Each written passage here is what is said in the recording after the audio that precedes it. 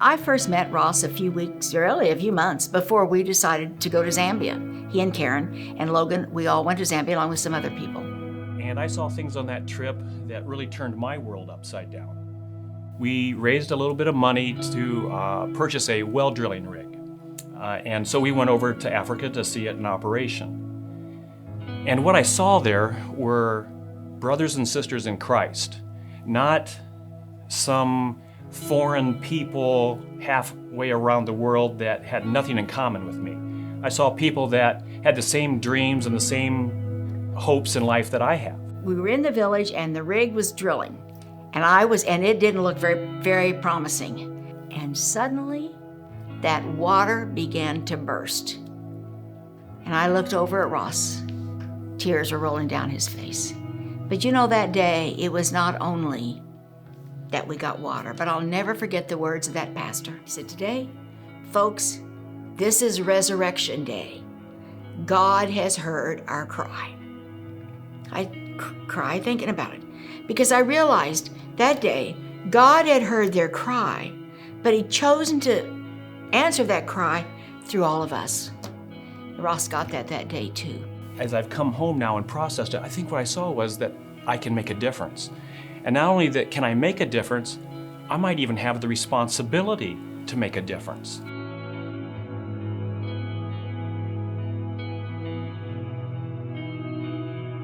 So during the war, the conference center was functioning under the Wesleyan Church of Sierra Leone, and first the rebels came and overran the conference center. So even in the house right here where we are, it was a much smaller center then. There were Wesleyan leaders living here, and they escaped with their lives over the wall. So the rebels came, took over the conference center.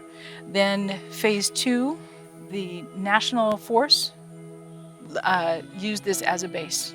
And then United Nations had this as a base. So it was a real center for lots of different things throughout the war and in the first years after the war. Many churches admired at the Wesleyan Church of Sierra Leone during and after the war. You know, when the war broke out in 1992, by 1996-97, all missionaries, every missionary, American workers were evacuated. And so most churches break down.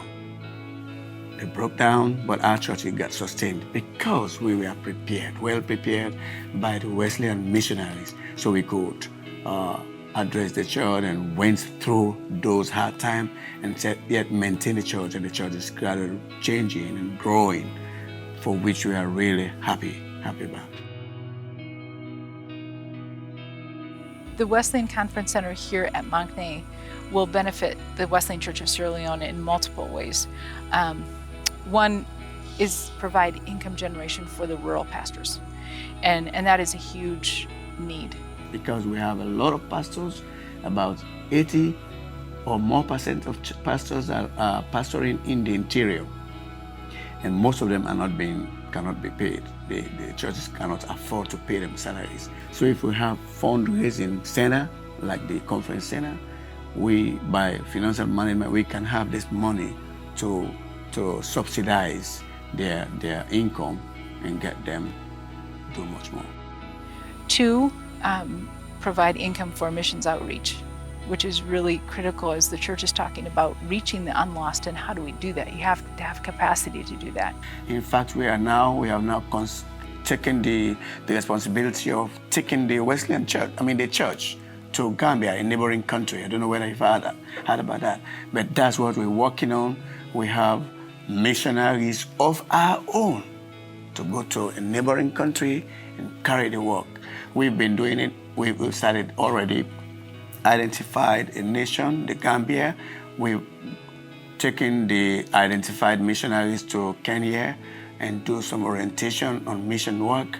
And by September, God's willing, we send them and they will be in Gambia. But then also as we become known in the community and reach out to know that this is the place that good things are coming from, that good things in healthcare, good things in community outreach, good things in positive trainings.